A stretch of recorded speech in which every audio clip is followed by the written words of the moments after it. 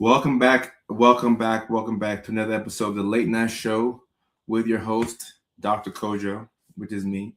We're here today talking about the ADHD experience. Go ahead and get this right. I want to make sure everything looks good. Okay, I think we're good to go. We're talking about the ADHD experience. 8 things people with ADHD experience. Yesterday we did the same with autism, and today we're going to break it down, but we're going to talk about ADHD. So slightly different angle, but a very similar topic. Go ahead and use the comment section to let me know where you're checking in from, and then we'll get this live stream started. I am out of water. Let me go grab some water, and in the meantime, use the comment section to let me know where you're checking in from and what your name is, and then let's go ahead and get this party underway. Amy's checking in from Rhode Island. Amy, you were first up on the list. Give me 1 second, y'all.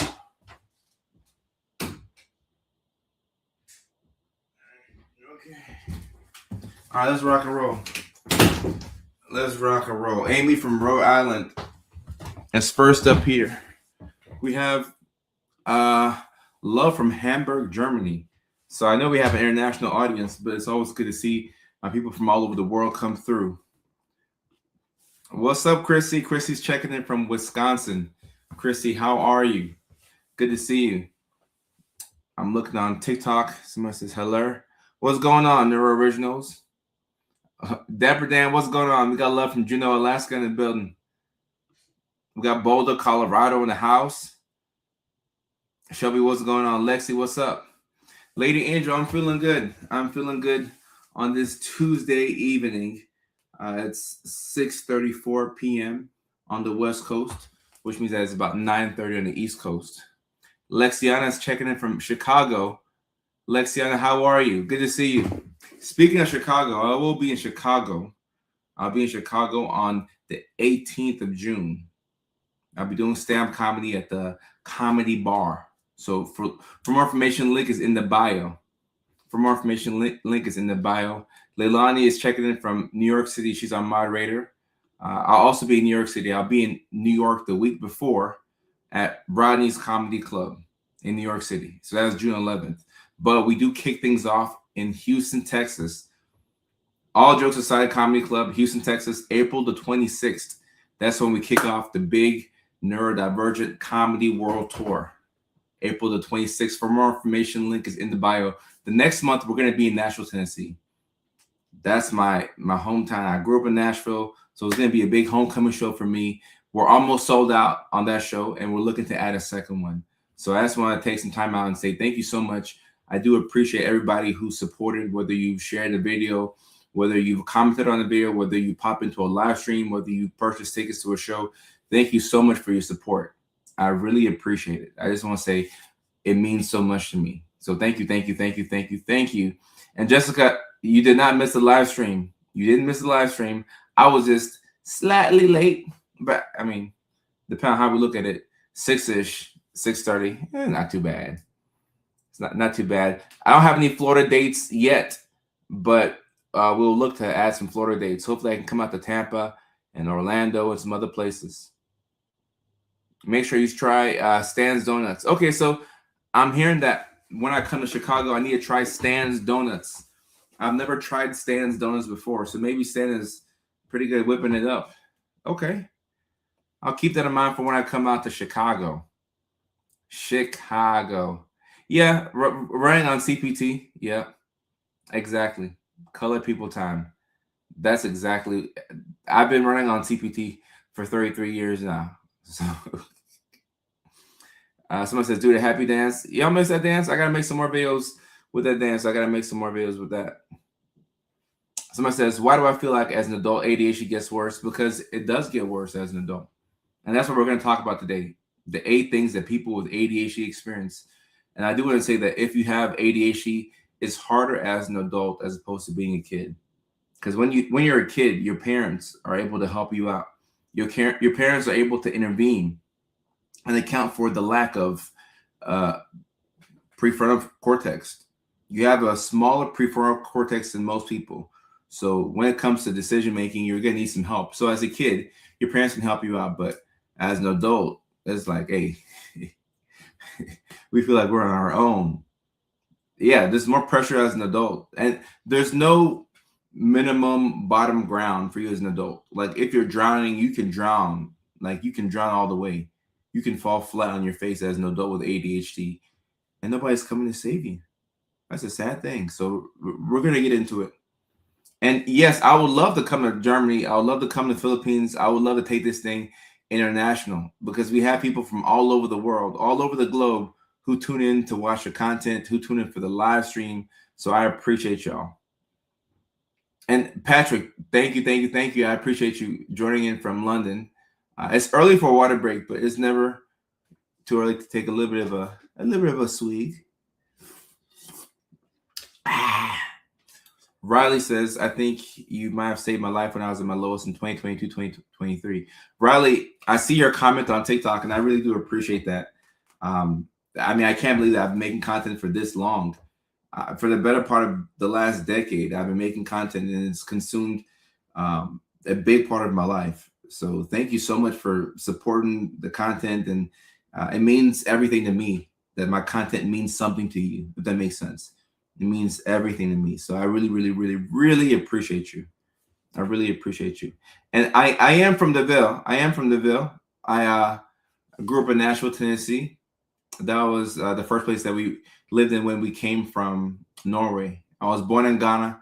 Then we moved to Norway when I was about a year old, year and a half. Obviously, I don't remember. But we spent about 5 years in Norway. Then we moved to Nashville, Tennessee. In the summer of 1999, I became a big Titans fan. That's why you see all the Titans stuff in the background. That's why you see the Titans gear in the content. The Titans follow me on Instagram now, so I'd love to do something with the actual team. But I'm a huge Titans fan, Nashville through and through. So the show in Nashville is going to be a big homecoming. It's going to be a big homecoming. That's May 31st at the Zanies Lab. It's going to be so good. So good. Oh, when you said DeVille, I thought you meant Nashville. Rich is probably talking about Nashville. Mary's talking about Louisville. I guess Louisville can be a Ville too. It can be a Ville too. And Jessica, sorry to hear about your loss. Jessica, sorry for your loss. And a lot of parents still don't know that their kids are on the spectrum or have ADHD, and that's where I come in. That's where Dr. Kojo comes in, and I get to educate people and hopefully do it in an entertaining way, so that way people aren't bored by the content. So, you work at BNA? Okay. I hope you can make the show. I hope you can make the show. And I'm looking at TikTok comments. Puchiana says, going through depression right now. So happy I found your content. Shout out to the algorithm. I'm happy that the algorithm placed my videos on your timeline. It means a lot. Rich, I appreciate y'all. And I just want to say big thank you to everybody. One more time, big thank you to everybody who supports the content, because it means a lot to me. I work very hard to put the videos out, and between the ideation of the video, recording the video, reviewing the edits, and then picking the description, that the caption that we're going to roll out with for the video, and then posting it on social media, and then seeing people's reaction to it, looking at the comments. I love that whole process. We post a video, then we do it all over again. Post another video, we do it all over again. Then we do it all over again. We just keep doing it over and over and over, because there are so many things to talk about. So it's really a question of, do I have the energy to put out the content? Because you can never cover every aspect of mental health, especially with neurodiversity. It is just too much. It is just too much. So I appreciate y'all. And hopefully I make it out to the Boston area. Boston is one of the cities that we have on our list. Boston, Seattle, Oklahoma cities, a couple of cities that we're looking to come to. So we have 4 cities on the tour right now: Houston, Nashville, New York City, and Chicago. And like I said, we're going to do our best to add more cities to the tour. So I just want to say big thank you. And as it relates to tonight's topic, 8 things that every, did I lose my list? 8 things that every person with ADHD will experience. Ooh. And in my opinion, I think every ADHD person will experience these things. So obviously, if you're 11 years old, if you're 10 and you're in fifth grade, you may not have experienced all these things, but you live long enough with ADHD, you will experience these things. I really do believe that. I really do believe that. So um, let's go ahead and get into it. Working memory challenges. Working memory challenges. Number one, working memory challenges. What does that mean? I got to break that down to y'all so that way y'all know what I'm talking about. The first thing that every ADHDer will experience, challenges with your working memory. All right. So if you struggle with your working memory, this means that you'll do this thing where you walk into the kitchen. All right. You walk into the kitchen, then you kind of like look around, you look at the ceiling, you look at the floor, and then you look at your watch. Even if you have no watch, you look at your watch, your wrist, and you're like, I know I came into the kitchen for something, but I don't know why I came into the kitchen. I guess it'll come to me. And then you grab your keys, you hit the highway, and then you're driving to work. And on your way to work, you realize that you came to the kitchen because you left the bagels in the toaster and you came there for breakfast. But now you're already on the way to work and your breakfast is at home. And now you're like, dang it. That's why I was in the kitchen. That's why I was in the kitchen for a good 10 minutes. I was looking for my breakfast, but I forgot what I needed while I was in the kitchen. So that's working memory challenges. So it's hard for you to remember what somebody told you 10 minutes ago, or it's hard for you to remember why you went to the kitchen. But for some reason, you can remember every lyric to a Lil Wayne mixtape from 15 years ago. That's ADHD. You can remember all the stuff from the past, but the thing that just happened, like, I mean, it just like somebody just told you something. Gone. You forgot what they were talking about. You forgot what they were talking about. And one of the reasons why we struggle with this is because we have so many tabs open in our brains. So when you're in the kitchen, you're not really in the present moment. You're thinking about what you have to do at work. You're thinking about what you couldn't do yesterday that you need to do today. You're thinking about the laundry that needs to be done after work. You're thinking about that first date that you have planned on Friday, and you're not sure if you should skip it or if you should attend it. You're thinking about the bills that need to be paid after you get paid on Friday. You're thinking about all these different things. So you go into the kitchen and you just blank out because you're like, all right, I know I needed something in here. Something, I'm here for a reason, but I just don't know why I'm here. So that's working memory challenges right there. You walk into a room and you forget why. You forget why you were in that room. And it's very frustrating. It's frustrating because with ADHD, you already struggle to regulate your mood.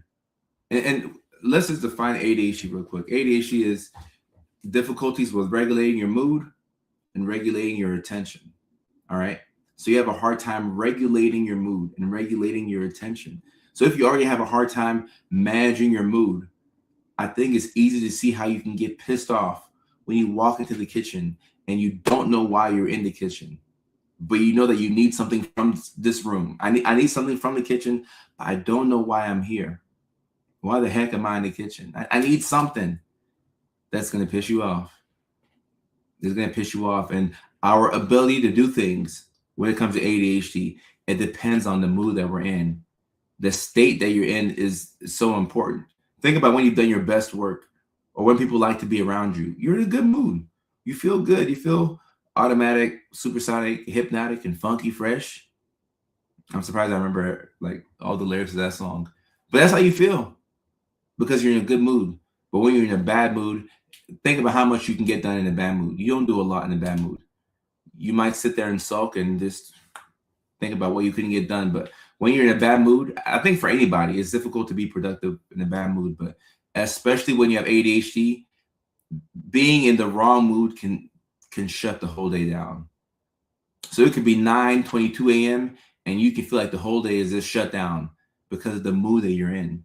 So you got to figure out, like, how do I stay in the best mood possible, even though I continue to walk into rooms and I don't know why I'm here. It's pissing me off, right? So you have to understand that if you can't manage your mood, you're going to be that much more frustrated. So when you walk into rooms and you don't know why you're there, it's best to utilize those breathing exercises. Just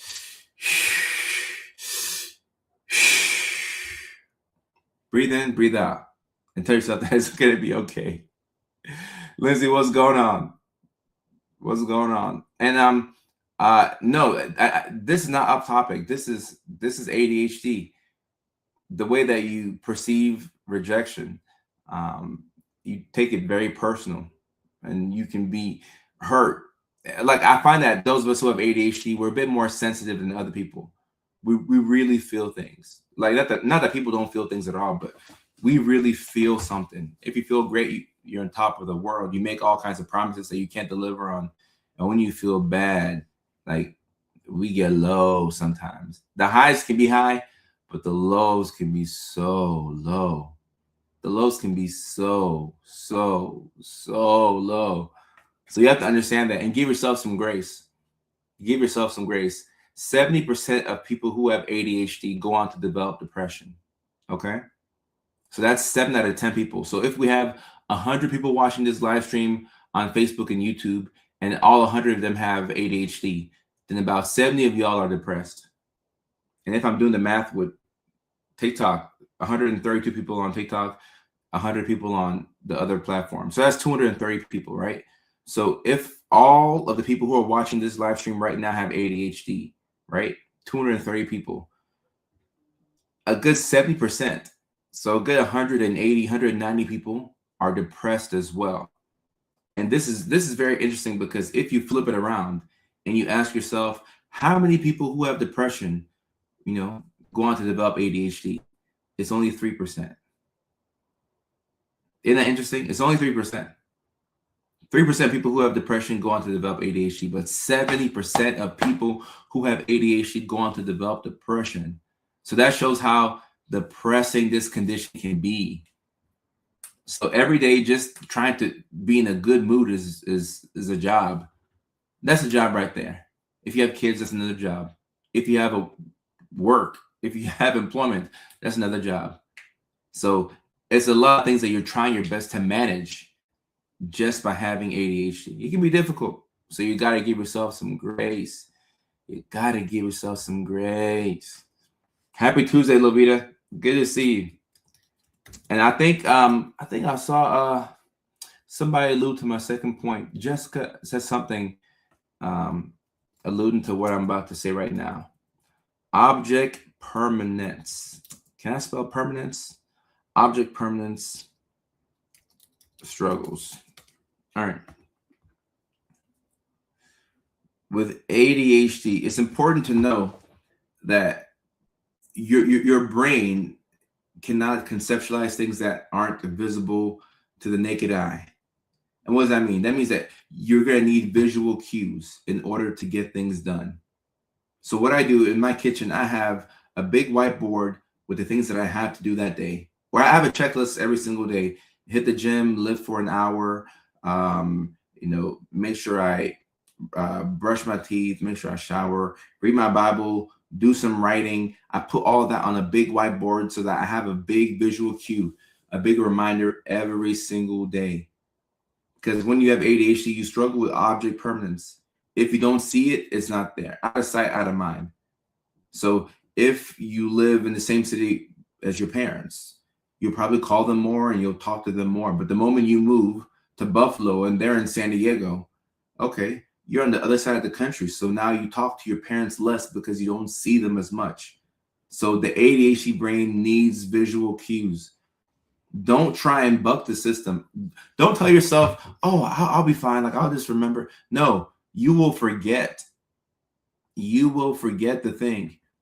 And then when you remember, by the time you remember, it might be too late. And then now you're kicking yourself because you didn't remember in time. So one thing that I do is I always have visual cues in the house. I always have visual cues. And I put the visual cues in places that I'm actually going to be at. So I spend a lot of time here in front of this iMac. So this is a good place to put things here for me so that way I don't forget. Like yesterday, we were talking about neurodivergent speed dating and a dating app for neurodivergence.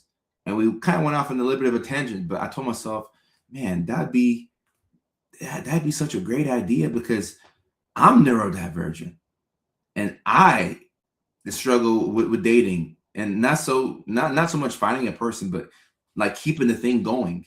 I struggle to keep that same energy up. So creating an app would be such a good idea. But I know that good ideas come in my head and then they go out.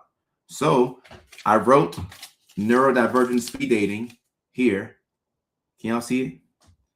I wrote neurodivergent speed dating here on the back of a ticket. By the way, this is a ticket that I paid, an old ticket. And I put it, in fact, I put the ticket here because I didn't want to forget to like pay the ticket. So I paid a ticket and I left it here. But I put neurodivergent speed dating here. So that way I don't forget.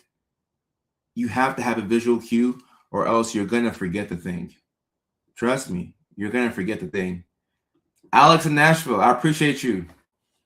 I appreciate you. So neurodivergent speed dating is something that I do not want to forget. But if I didn't write it down, I would forget it. And then I'd be pissed when somebody else pops up with a neurodivergent speed dating. Like, dang, that was my idea. Well, now I have a visual cue. I have a reminder. So anyone can find someone, but quality is a different story. For the most part, but I don't think anybody can find anyone. Not to go too off topic, but it can be hard to find. It can be hard to find your person or find a person. Some people, it's just hard to find anybody, especially if you're not going out. Like if you're not interacting with people, guys, you're not gonna find anybody. Like if you spend the majority of your time in the house and you just go to work and like maybe church, where are you gonna find people? You know, so you have to leave the house, or I mean, of course, online dating, you can do that as well. But yeah. So object permanence difficulties. You need a visual cue for things, and don't feel bad for needing a visual cue. I need visual cues, and I'll color code them because the colors help me remember things in different, ways. So I put some things in red, some things in yellow, some things in green, some things in blue, and that's how I remember things. It works for me. Oh, Denise says people don't understand this. Only surface level. We need more. Facts. And I'm going to drop the third one in here. Low dopamine and interest-based attention, which is one reason why dating can be hard because we lose interest fast. All right. My bladder is screaming at me. I gotta go pee. I'm gonna go pee and I'll be right back. I'm just keep it all the way funky with y'all. You both gotta pee.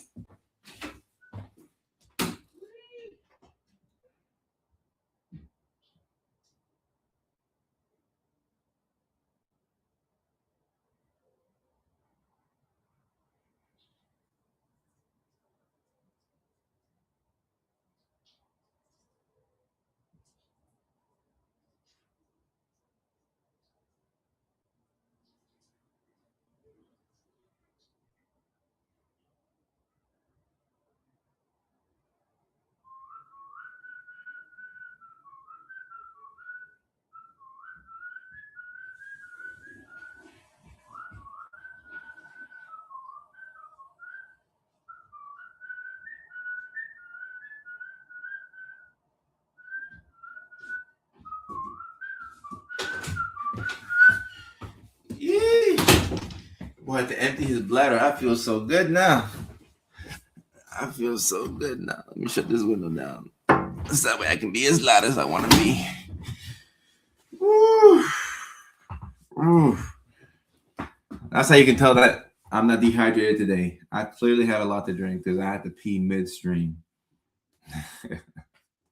So the third thing that people with ADHD experience, low dopamine, interest-based attention. All right. So the average person without ADHD, when they're not interested in something, they can push through and they'll be okay. And, they'll make it. They'll be bored out of their mind, but they'll just be a little annoyed.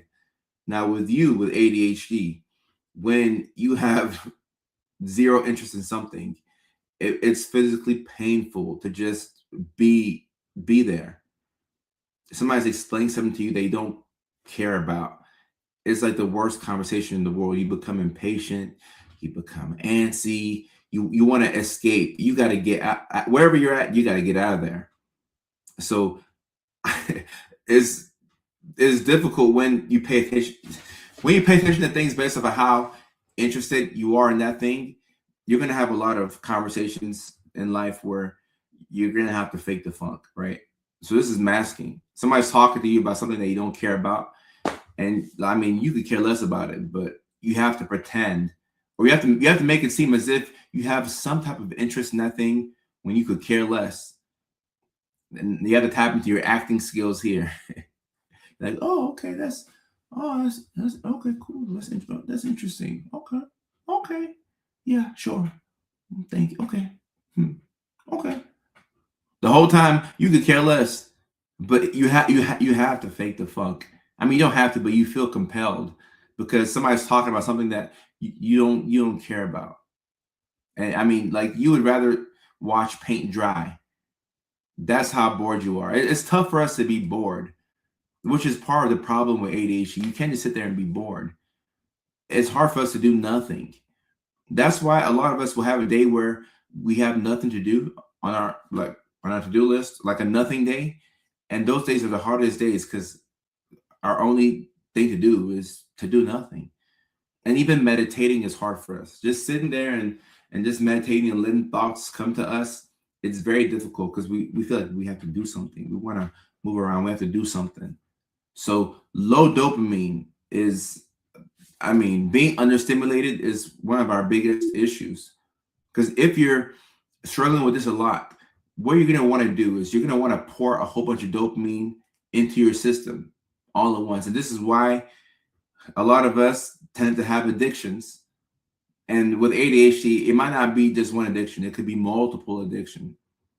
I mean, and your addiction could be a person. It could be limerence in the form of a person. It could be substances. It could be sex. It could be gambling. Things that bring a rush of dopamine. You have to be very careful with those things when you have ADHD. Anything that brings like a big a big wave of dopamine, you got to be very careful with that thing because more than likely, if you become hooked on it, it can be very difficult to stop because this is what your brain wants. Like you're desperately seeking out dopamine. So when you're desperately seeking out anything, you're kind of at a disadvantage. You feel like that thing has power over you. You feel a little powerless. So it's always important to just understand that you have ADHD. So when you're understimulated, this is a prime time to get in trouble. So look at kids who have ADHD and read the report cards. Like every kid has a very similar report card. It'll say something like, very bright student, moves around a lot in seat, class clown, always looking to make people laugh, needs to be told to be quiet. These are the kids that have to be moved to the front of the classroom because when you leave them all the way in the back, they're, like shooting the little paper balls through with straws. They're playing this little game with the little paper football. They're playing with the person in front of them's hair. That was me. Like doing whatever I could do to not do the thing that I had to do. All right. So when we're understimulated, this is a prime time for us to get in trouble. So to just understand that when you're bored, and we're kind of like Australian shepherds, like my dog, when my dog is bored, she becomes destructive. And I'm not saying that people who have ADHD were dogs, but if you can listen to what I'm saying here, what I'm saying is that we become very self-sabotaging and destructive when we're bored. So we have to have a game plan for boredom. All of us need a game plan for boredom. And Jonathan says, I was hooked to corn for 20 years. Jonathan, thank you for admitting. We could do a whole paper on corn and ADHD. There's a big link there, a huge link there. Because back in the day, You have to go and you have to get the Hustler magazines or steal some VHS tapes or try and like look at your dad's stash underneath the bed. Today you can just go to a website, all that dopamine just flooding your brain, just flooding your brain. You don't have to even talk to the opposite sex. You can just watch a video. We have to be very careful with things that bring in a lot of dopamine. A lot of dopamine. Bunny says, being bored is a bad idea for me. That's why I look for toxic females to fill my time. You and me both. You and me both. And Ghost says, remember using your imagination. Hey, you used to have to use your imagination back in the day. Now you don't really have to. Yeah, nothing wrong with eating corn, though. Eating corn, I mean, you might have to brush your teeth every now and then, but eating corn ain't too bad. That's funny. And someone says, what can we do if we are bored? Practice getting good at sitting still and doing nothing. Sometimes I'll be in the car and I'll drive with no music, no podcast, just my own thoughts. Just my own thoughts. To try and get better at silence. Just sit there. Do my breathing exercises. Just think.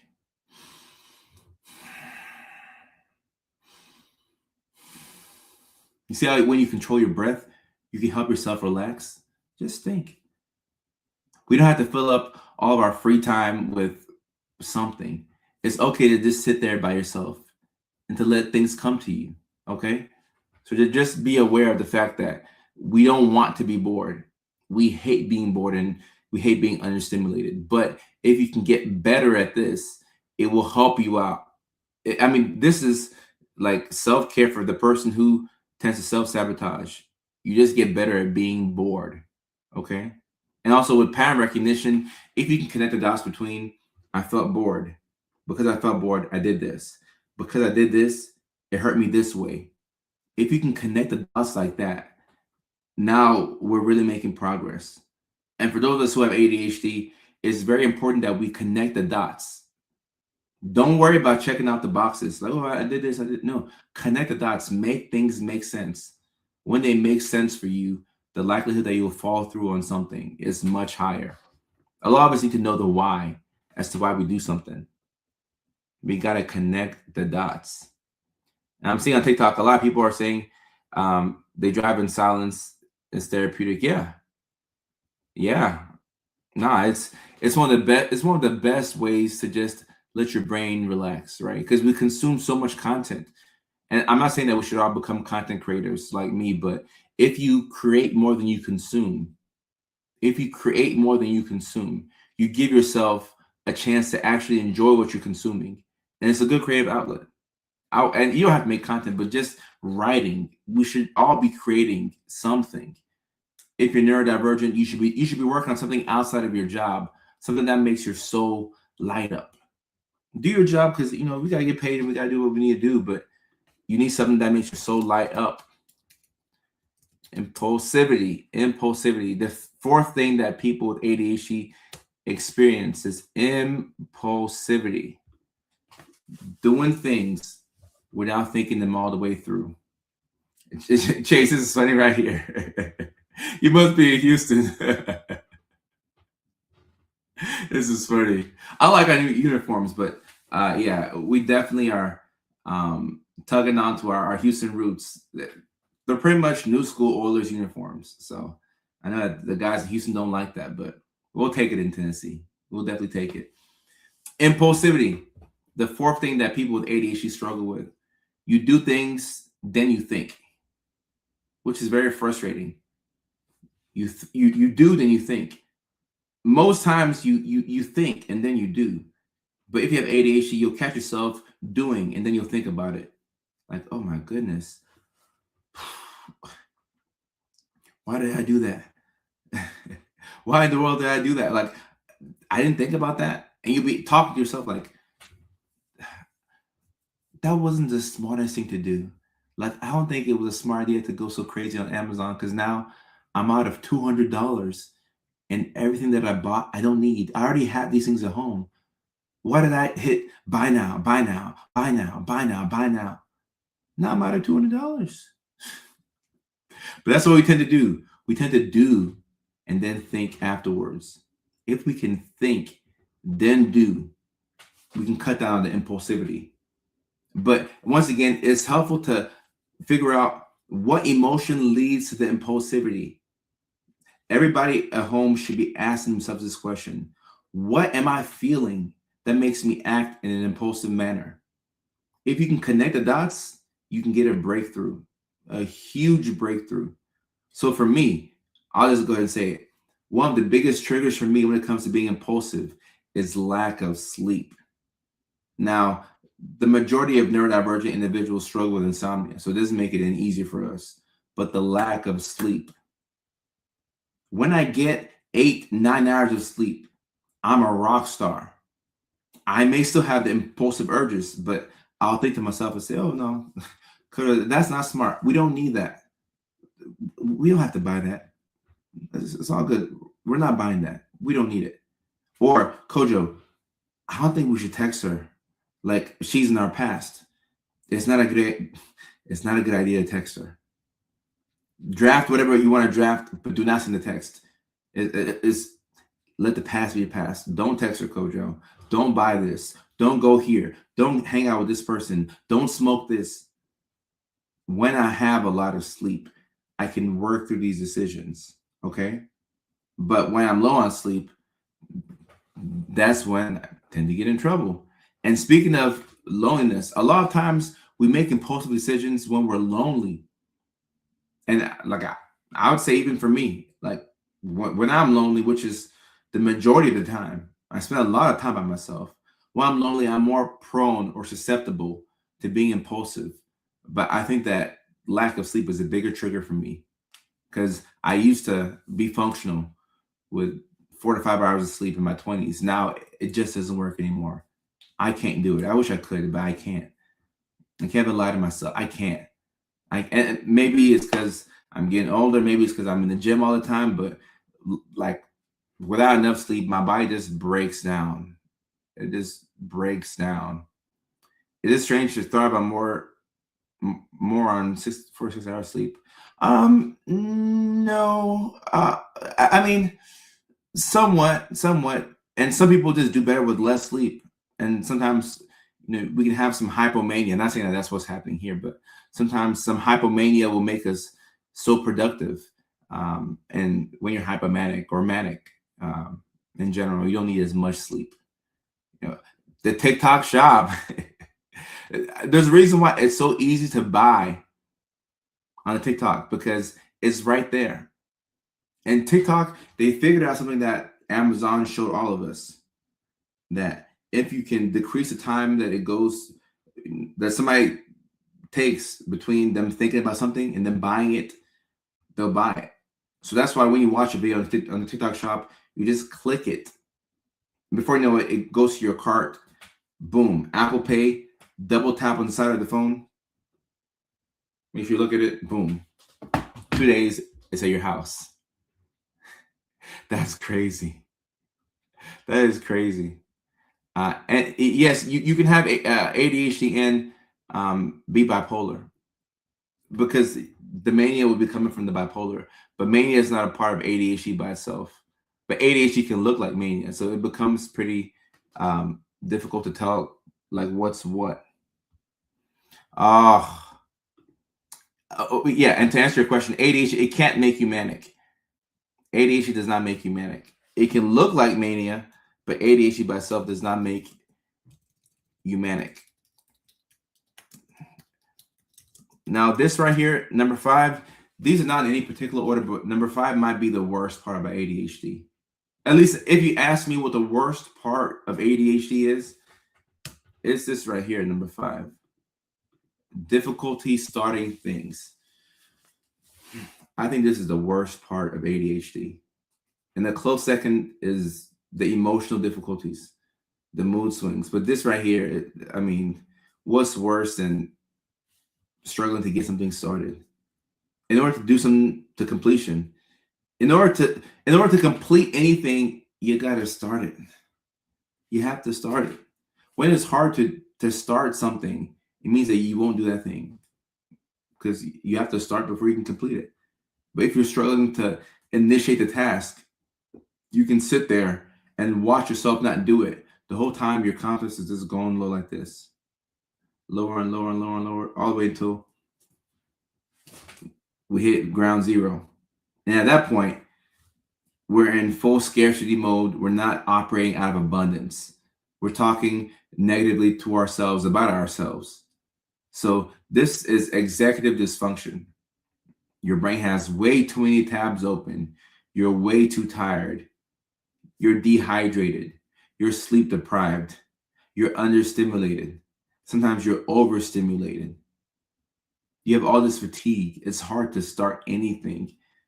This is the hardest thing about ADHD. It really is. And when you're a kid, your parents are able to serve when you're a child with ADHD, your parents are your prefrontal cortex. They are the ones who say, hey, I'm not going to argue with your teachers. This assignment is due next week, but you're going to start on it today. So your parents force you to do things. They force you to get to school on time. They force you to do your homework. They force you to do what you have to do and not do what you shouldn't be doing.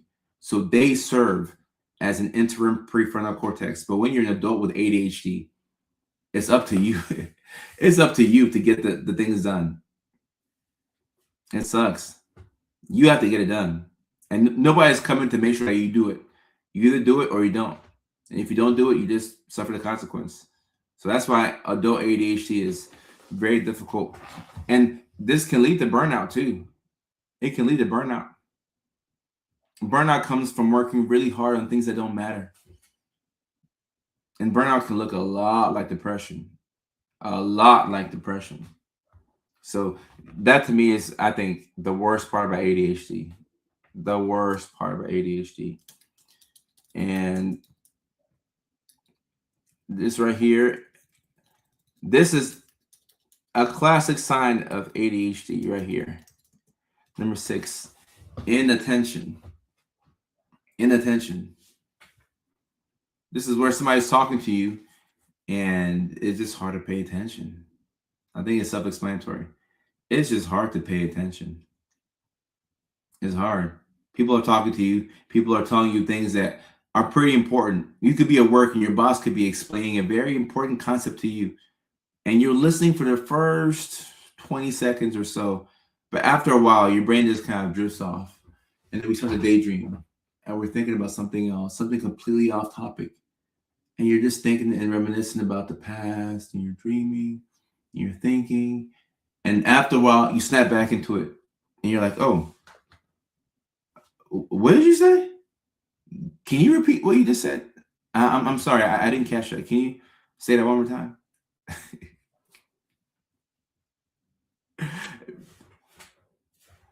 Inattention.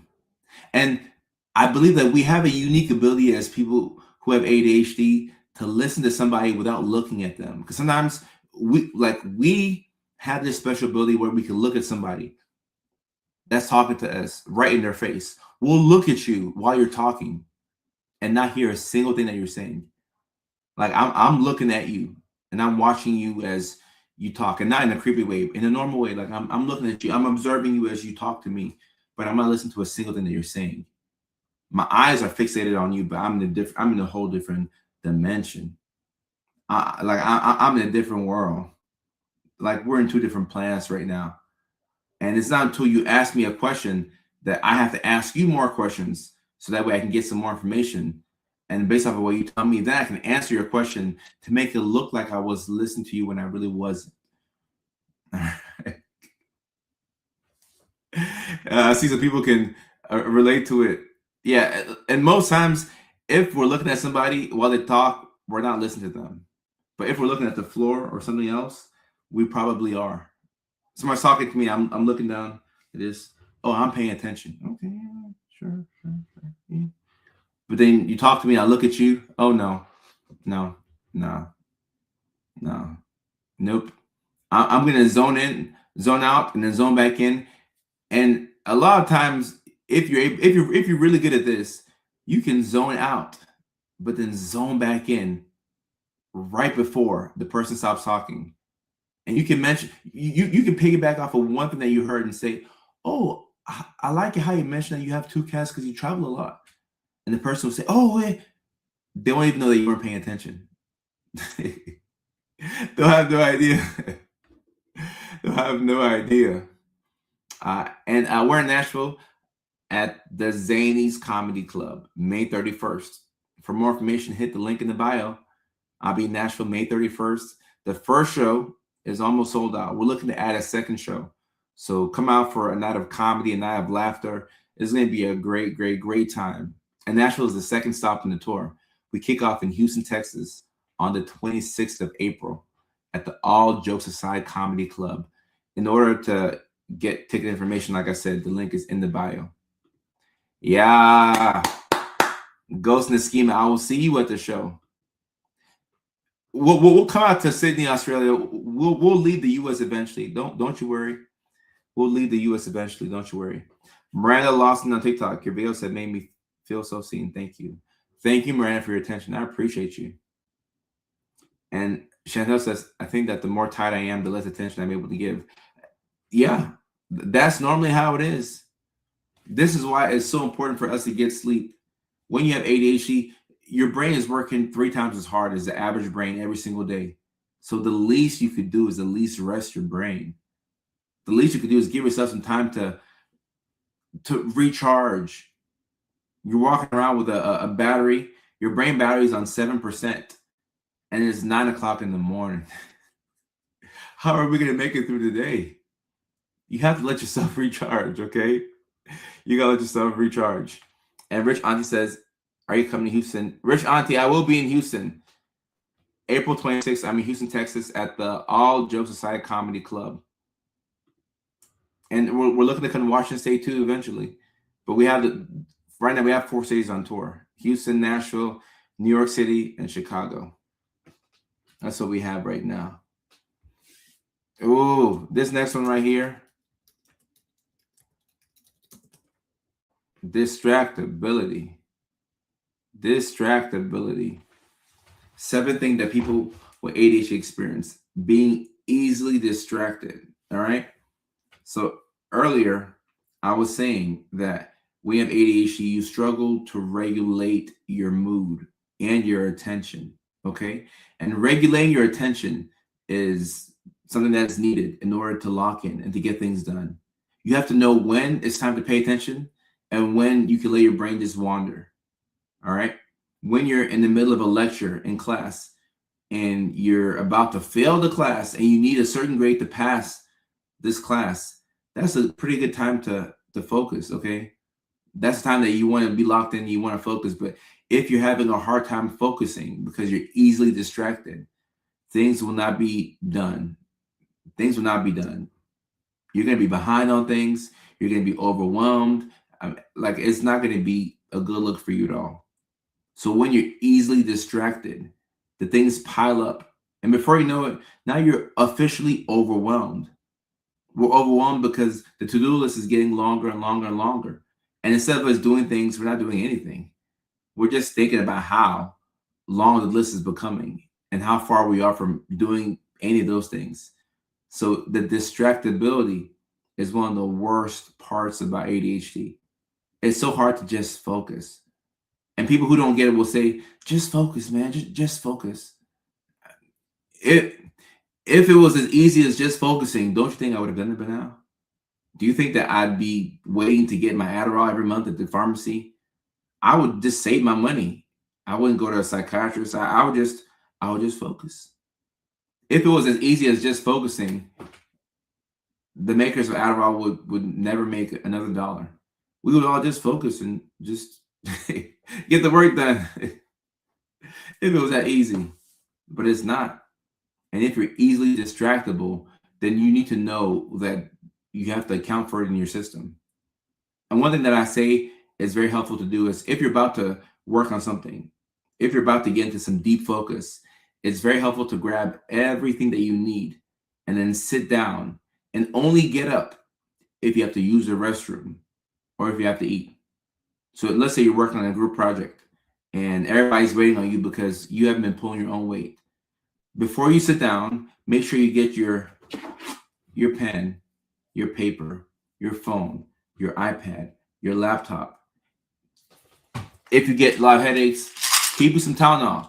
But get everything that you need and sit down in one location and hammer out the work. Only getting up to use the restroom or to eat. And if you do that, you're going to cut out a lot of distractions. Don't have any type of movie on in the background, unless the background noise helps you focus. But anything that's too stimulating that will divert your attention needs to be avoided. So you have to have a whole game plan for how you plan to account for the fact that you're easily distractible. That's ADHD right there. That is ADHD right there. And Nell says, my problem is I'll ignore all bodily needs when I'm hyper-focused. We tend to do this. And the reason why we do this is because we don't need a cue to pee or to use the restroom. Like, it's just a matter of holding it in until like our body forces us to go pee. In fact, I've had to pee again for the past 5 minutes. I'm about to go pee right now. But I've had to pee for the past 5 minutes and I'm just holding it in. And I'm like, you know what, Kojo? You should just go pee. Today, we actually drank a whole lot of water, which is unusual, but we drank a whole lot of water today. It's evident because normally I can go a whole 2 hours without peeing on a live stream. And those are the days where I'm not as hydrated. So clearly I'm hydrated today. But yeah, I do have to go pee. I do have to go pee. I put the 8th one on the screen. And we're gonna go get this bladder emptied out. 1 second.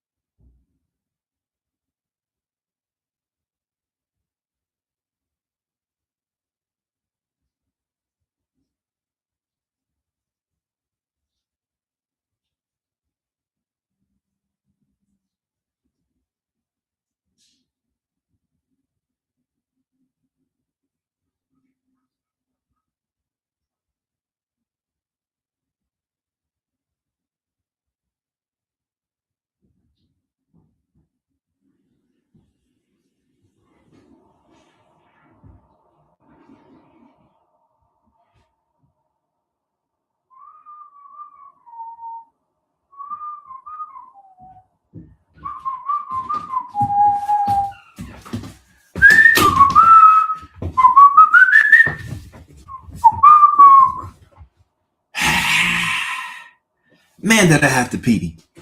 Man, did I have to pee. Oh, my goodness. Mickey Ficky. Whew.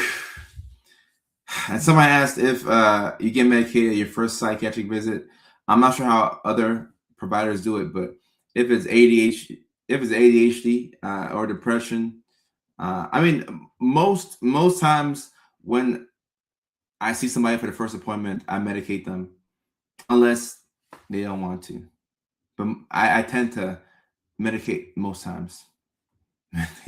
Their body ain't moving. Where's Mickey Figgy?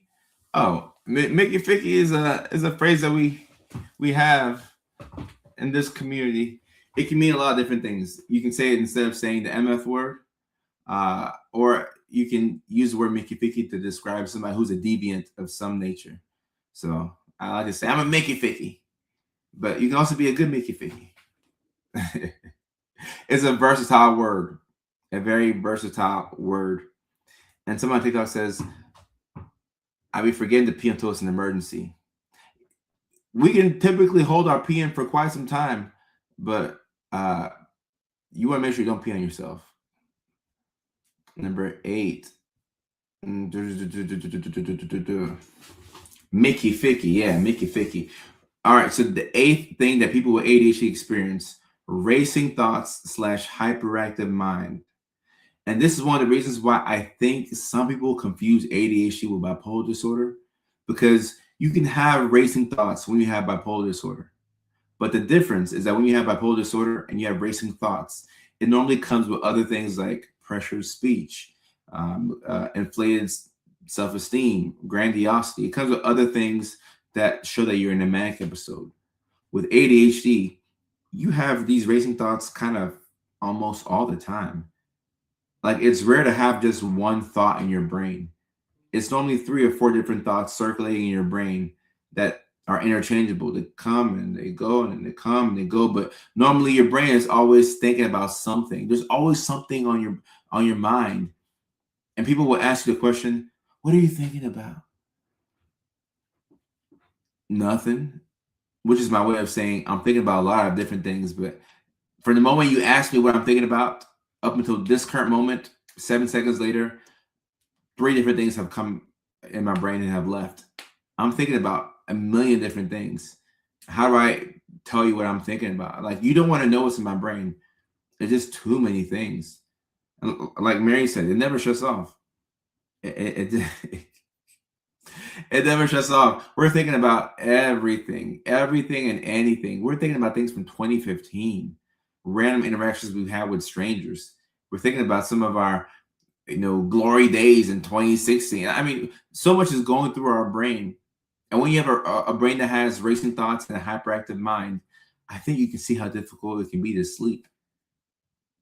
And this is one of the biggest reasons why I think you see the link between ADHD and substance use. Not every person who smokes, I'm talking about THC right now, cannabis. Not every person who smokes is doing it to like just get high. Some folks are just trying to go to bed. Some folks are just trying to quiet the thoughts so that they can rest and go to bed. That's why people with ADHD are 3 to 4 times more likely to use THC as compared to neurotypical people. Because we have so many thoughts in our, like, winding down is a chore. Have you ever seen these people who can just hop in the bed and go to sleep? Do y'all know these folks? They can just brush their teeth and then they hop in the bed and like, good night. And then they go to sleep. Have y'all seen these people? People are able to do that. They just hop in the bed and they go to sleep. Very weird. I'm like, what do you mean you don't have a whole routine for shutting the body down? What do you mean you can just like put your pajamas on and go to sleep? Very weird. I thought you had to take trazodone like me. You just hop in the bed and go straight to sleep. Very interesting. But some people do it. Some people do it. And look, Nella's saying my husband sleeping after 2 minutes makes me so mad. Guys, there are people who do this. I forget that they exist until I see comments like this. But no, there are people who they hop in the bed and then, you'll be talking to them and you look over and they're fast asleep. You're like, oh, I've been talking for 3 minutes. You're asleep. What do you mean? I've been talking to you for 3 minutes. Like, when did you fall asleep? I didn't catch that. They're fast asleep. I wish I had that ability. Ooh, I pay some good money to have that ability where I can just hop. Tomorrow starts tonight. Tomorrow starts tonight. A lot of the success that you're going to have tomorrow, like, we don't know what's going to happen tomorrow. I hope that everybody who's watching this live stream right now, I hope that we have a fantastic week. I hope that tomorrow is a great day for you. I hope tomorrow is a day where you get things done. But tomorrow starts tonight. A lot of your success tomorrow starts tonight. Are you able to get to bed on time tonight? Are you able to sleep restfully and turn your brain off and turn it back on in the morning? If you can do that, that will determine a lot of your success tomorrow. But for some reason, we can't get to sleep on time.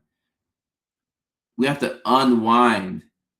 It's a whole task to, like, going to bed is a whole routine for me. Like, I have to work myself up to go to bed. Mickey Ficky. Man, it's asleep, guys. It's asleep. These racing thoughts, the racing thoughts, and having a hyperactive mind, it's so hard. It's so hard. Heather, I appreciate you.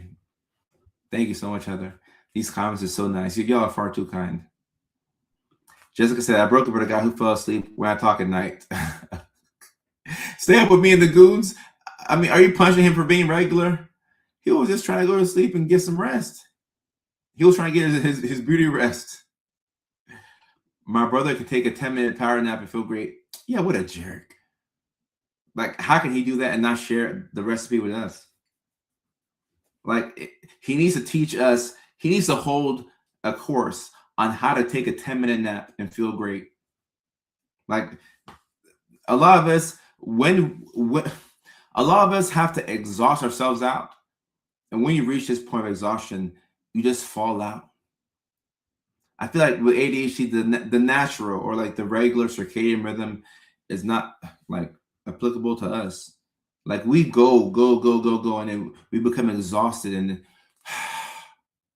once you're fully tired, then you can get some sleep. But man, it's hard to sleep when everybody else is sleeping.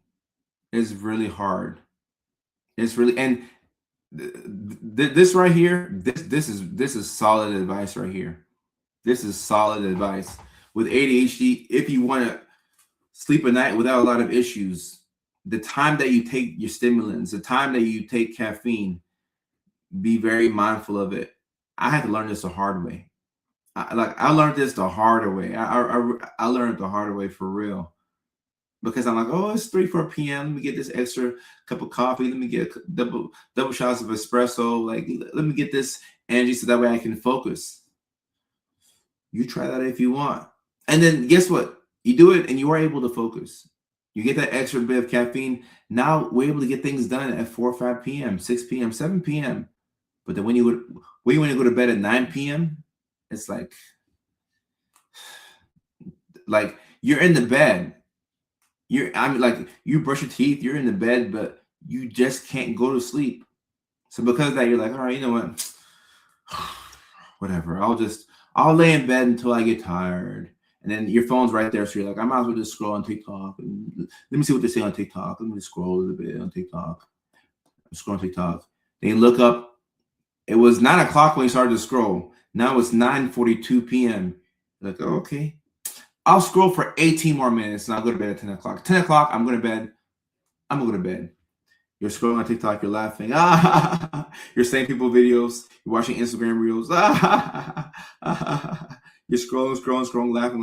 Then you look at the time. Now it's 11:55 p.m. 2 hours went by. Oh my goodness. Well, I'm already scrolling on TikTok, so I may as well just scroll for a little bit more. 1:34 a.m. Okay, all right. I guess I'll go to bed now.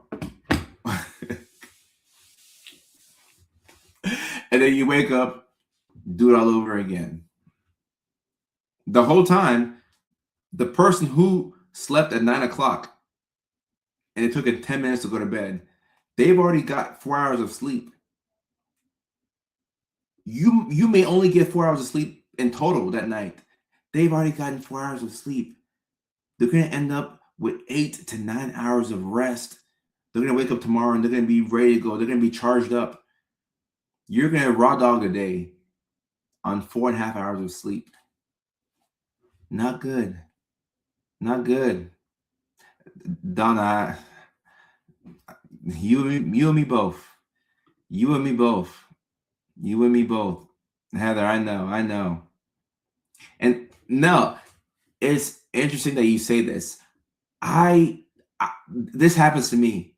Like I'll get tired between like these last couple of hours. Or have you ever been at work, right? And let's say it's 4:15. You got 45 minutes left until your shift is over. It's 4:15. You're waiting for it to be 5 so you can go home. 4:30 p.m. You're so tired. You're at work like you're trying to keep your eyes open. You're so tired at 4:30. But the moment it hits 5, you catch a second wind. And that second wind doesn't die down until 9:45 p.m. It's like if you were as sleepy as you were during the last hour of work when you went to go to bed, you wouldn't have that many issues. It's almost like you should bring your work laptop into the bed and pretend that you're at work to help you fall asleep. And look, if that works for you guys, do it. There's no shame. Here, whatever we need, do it. Do it. And Aubrey says, I need like 50 alarms, each 1 minute apart to wake up because I get like, oh, my goodness. How many alarms do I have? I'm right up there with you. 5, 10, 15. I'm just guessing 20, 25, 30, 35. I have about 35 alarms. Y'all see this?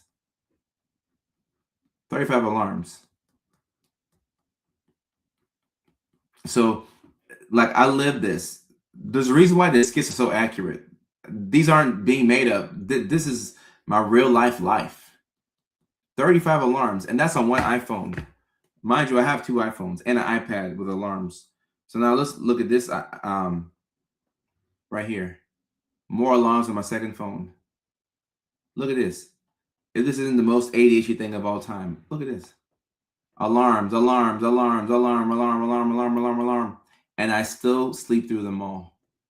I have to go and change some of the songs. Look at that.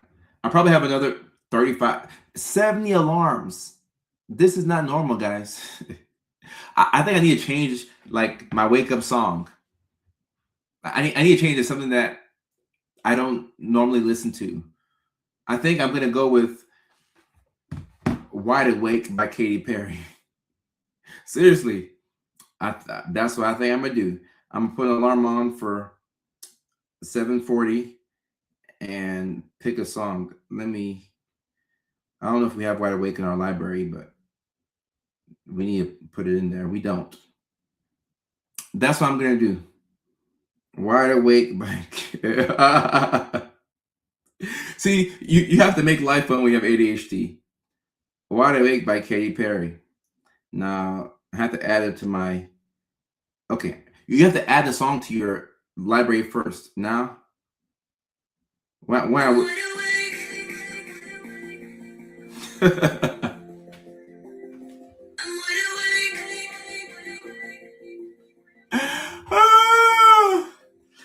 awake and I'm falling from the sky. Yep, snooze duration 9 minutes. That's how we're waking up tomorrow. I think we should all change. We should all change the songs that we have for our alarms, because if you've been listening to the same thing for years, like your brain doesn't even like it's whatever. Like you're used to hearing that same old wake up song, that same old alarm, like this alarm right here. Nobody should be using this right here. This one right here should be banned. I'm gonna show you which one.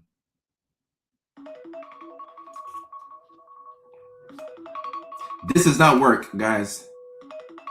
This is annoying. This is what makes you want to punch your phone in the morning. Does not work. Everybody should change their song right now to Wide Awake by Katy Perry. And I'm falling from the cloud. Now I'm gonna be excited to wake up in the morning, because when I hear, like, I kid you not, when I hear Wide Awake go off in the morning and I wake up and there's no woman next to me and like it was my idea to have, it's gonna throw me off. I'm like, who changed my wake up song to Wide Awake? Who did that?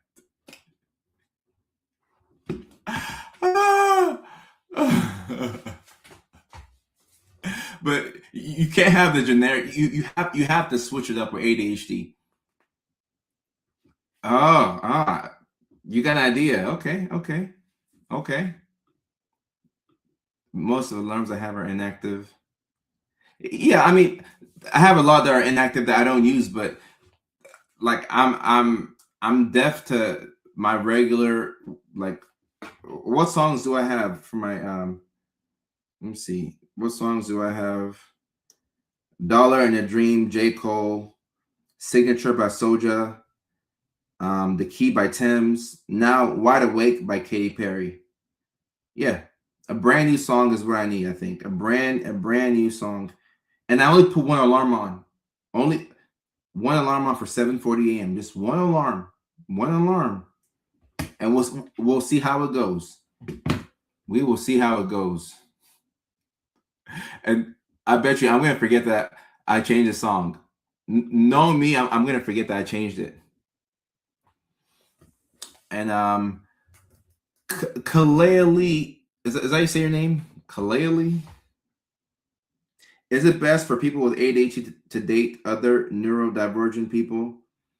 I think it could be easier for you to date other neurodivergents, but if you have ADHD, the key thing that you need to do is you need to find ways to date somebody who likes you, not the idea of you.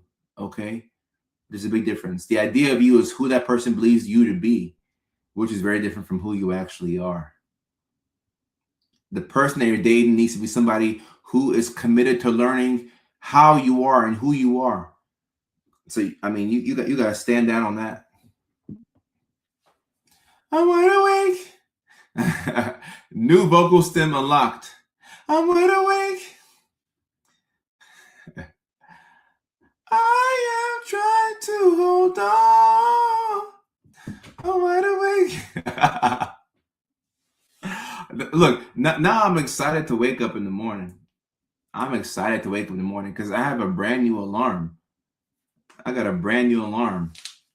I'm going to go home and my siblings are going to hear that song like, yo, Coach, why is Katy Perry your wake up song? I said, hey, if it works, if Katy Perry is able to get me up in the morning, I'm keeping it. I'm keeping it. So we're going to see how good of a job Katy Perry can do. I think she'll do a pretty good job. I'm not sure, but I'm giving it a shot. I'm giving it a shot. Ekalele is fine to stop. Facts, Mary. And Kalele says, I've ran into plenty of times as well as love bombers. Look, when you have ADHD, we have to be very careful with the love bombers. And sometimes we are the love bombers. Can we just be honest for a second? Sometimes we are the love bombers ourselves. I know that over here, nobody's a narcissist and nobody is like, it's everybody else who's toxic. Like nobody is ever toxic here. And we're always on the right side of history. Like we're always perfect. All right. Let's keep it a buck. Sometimes we are the love bombers. Nothing wrong with taking some accountability and just being mindful of your patterns, and then we'll just do better next time around. We have to be, beat ourselves up. But if you are a love bomber, just learn to take it a little bit slower, And Candace is asking a question here that I think somebody else asked on TikTok. How do I support my boyfriend who has ADHD? This is my first relationship with someone who has it, so I'm trying to learn. Never assume. Communicate when they're in a good mood. Don't try and get them to overpromise. When they're in a bad mood, do your best to help them realize that the bad moods won't stay for forever. Like it'll come and it'll go. And exercise, like not that you should say, hey, you go exercise, but whenever he's feeling frustrated, if you can even just go for a walk when he's feeling frustrated, like going on a walk together, a walk solves all of our problems. It's crazy. The older you get, I realize that going for a walk and getting some water and sleeping 8 hours at night, and I'm Dr. Kojo, and I'll still be so shocked when I go for a walk, I get 8 hours of sleep, and I drink some water, and I feel better. I'm like, oh my goodness, it was this easy the whole time. All I had to do was just get some exercise, drink some water, and sleep. What? The whole time I've been feeling so depressed and so unmotivated, and all I had to do was just get some water and get some sleep and go for a walk and go touch grass. So yeah, that's what I would say. That's what I would say. Right. You feel so much better. You feel so much better. So much better.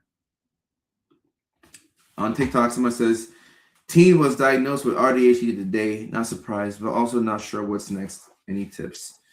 Yeah, I got some tips. So anybody who has ADHD or autism, and especially somebody who has both, will need some type of external support. So as a teenager, like if your teenager was diagnosed with autism and ADHD, you are the parent. So you can step in and you can help them out where they need support.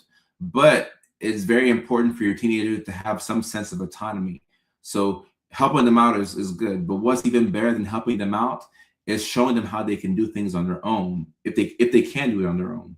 So helping your teen be more autonomous while helping them out is the way to go. This is the way to go. And also just helping them recognize that autism ADHD is not an excuse. It's only an explanation. So they once they get really good at pattern recognition and they can figure out how autism and how ADHD affect their life on a personal basis, then that's going to be the breakthrough. Because if you know that your autism and ADHD makes you overly emotional, or makes you very talkative, or makes you shut down when certain things happen, then you can come up with a game plan for what to do when those situations happen. So, and no, exercise is key. D exercise is key. Exercise is key, and no problem. Thank you for the question. Exercise, you gotta get some exercise. I went to the gym today. I was lifting the heavy weights, and then as I left, I felt so good. I'm like, that's the key, and that's one of my biggest motivators for me working out in the morning. I didn't work out in the morning today, but if you're able to get a workout in before you go to work, now I know everybody can't do this, but if you can get a workout or a walk in before you start your day, come back on this live stream and tell me how good you felt throughout the day. You probably went into the day feeling so much better about yourself. So now when you go to work and somebody is, trying to argue with you, or even like when you come back home and your partner's trying to pick a fight for no reason, instead of you fighting back, you're like, I understand. They're going to be shocked. They're like, they're looking for a fight. You're just understanding today. You're like, okay, yeah, I get it. I'll do better next time. They're like, what do we have here? Like, hey, I got 8 hours of sleep. I drank a couple of water bottles, and I hit the gym. I feel great. I feel great.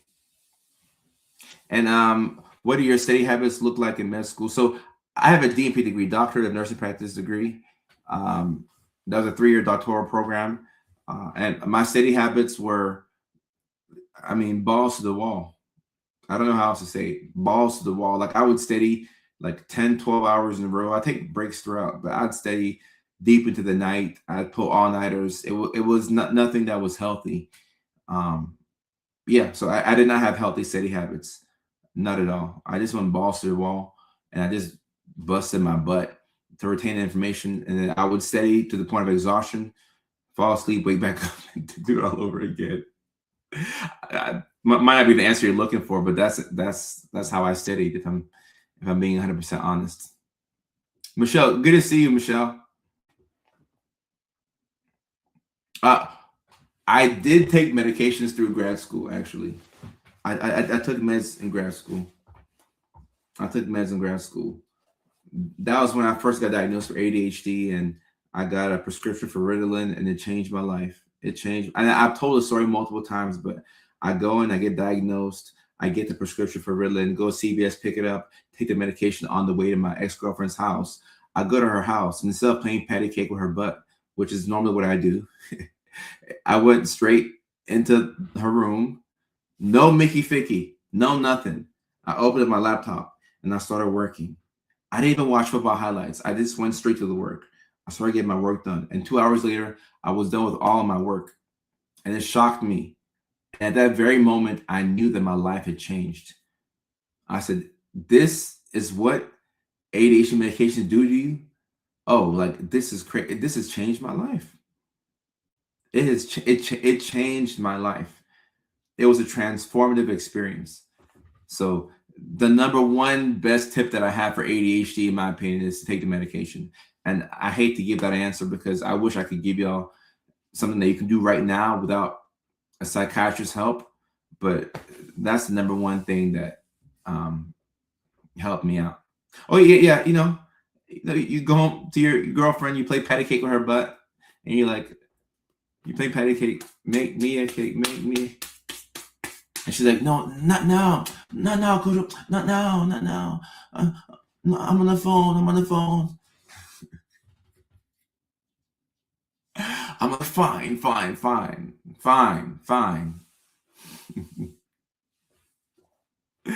Oh my goodness. The medications changed my life. It changed my life. It changed my life. Ah,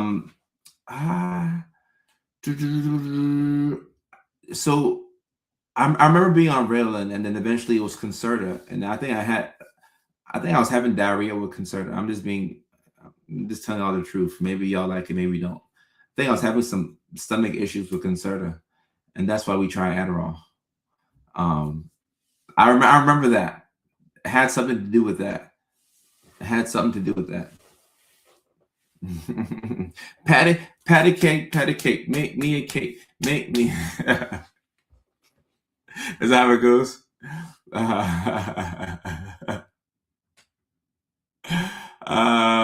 It's funny. Yeah, I see that in the comment section. There's mixed reactions to the medications. It's a trial and error thing. Some meds work well for people, some meds don't. It requires intervention from a provider. Somebody has to prescribe you the medication. So that's that's the unfortunate thing. You can't just prescribe your own Adderall and go to CVS and pick it up. But yeah, that's been the most helpful thing that I've done for my ADHD. Have I ever taken a medication that magnified my ADHD symptoms? Ooh, a good question right there.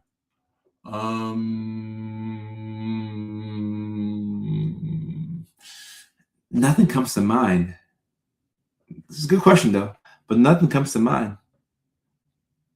Like every medication I've taken has helped me out, but it was more so the side effects. Like I think it was a concern, but like that diarrhea, like I mean, at least give me time to find a toilet. Like, golly, there was some type of GI upset with some medication. I think it was a concern, but I'm not exactly sure. And Ritalin and Concerta is the same thing. Concerta is long-acting Ritalin. I should have clarified that, so that way it makes a bit more sense for y'all. And Heather, I can't recommend anything for an 8-year-old. Like that's not my patient, and I'll get dinged by if I recommend medications, which I've never done, by the way. I know on TikTok, I think I maybe was reported on TikTok Live, which is crazy because I have never, not once in 6 years of doing this, recommended anybody any medication. I mean, I've spoken about my experiences, but I've never recommended anybody medication. So I don't know why somebody dinged me for it. But for people asking what to do if the stimulants don't work, I'll say then you talk to your doctor about non-stimulant options. Yeah, like Lola said, meds work differently for everybody, and it's not just the stimulants that you can use. You can use like non-stimulants. You can use beta blockers. So it just depends. It depends. ChatGPT is my therapist. Oh my goodness. Oh, no, Heather, it's all good. You didn't know? You're chilling. You good. You good. You good. No worries. No worries. Yeah, and I'm currently raw dogging. I know. This raw dogging thing. I mean, shout out to all my raw doggers out there. Shout out to all my raw doggers. Once again, like I said, the most helpful thing that I did was medications, but we can control how much sleep we get, right? To the best of our ability. We can control how much exercise we get. We can control how much processed foods we take in. But if you can keep that to a low, and at least walk every day, like brisk walking, going outside, touching grass, getting sleep, all that can help, especially if you're a raw dogger, especially if you're a raw dogger.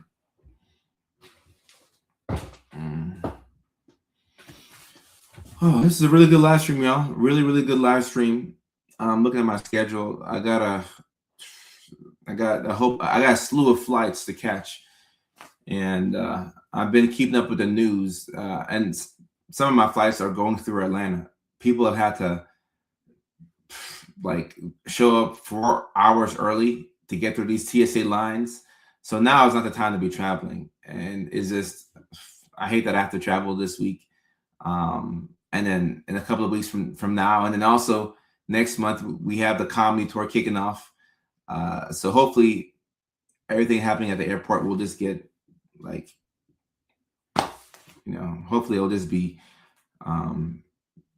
handled, because it's a nightmare to go through TSA anyways, like when things are good. But got a couple of flights this week. That's why we did our live streams on Monday and Tuesday. So instead of them being Tuesday and Thursday, yeah, yep, the upcoming trips. So I gotta be mindful of that. But instead of doing the Tuesday and Thursday live streams, we did Monday and Tuesday. So this is the last live stream of the week. Yeah, I'll be on the road, and then we will resume next week Tuesday. Anastasia, I appreciate that. We'll resume next week Tuesday. I'm excited to get back on the live stream. This is so fun for me. So next week Tuesday, we resume with the live streams, and I think the following week after that is also another travel week.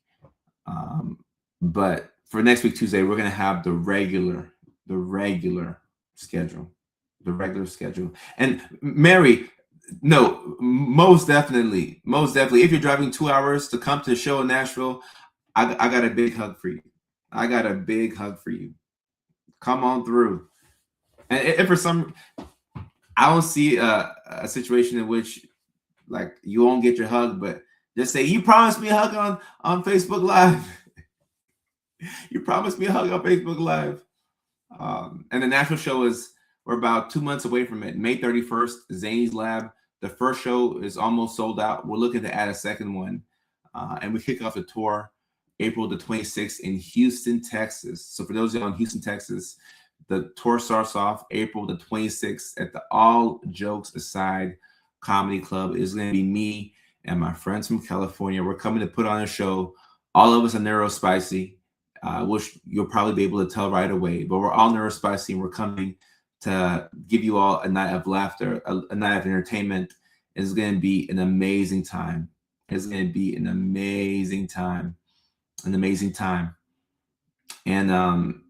yeah, I'm looking forward to it. And Mel B, are you coming to the show in New York? You're driving 3 hours to come to the show in New York City? Oh, it's going to be, I can't wait to see you, Mel. It's going to be so good. And Aaron, I hope you can come out to the show in Nashville.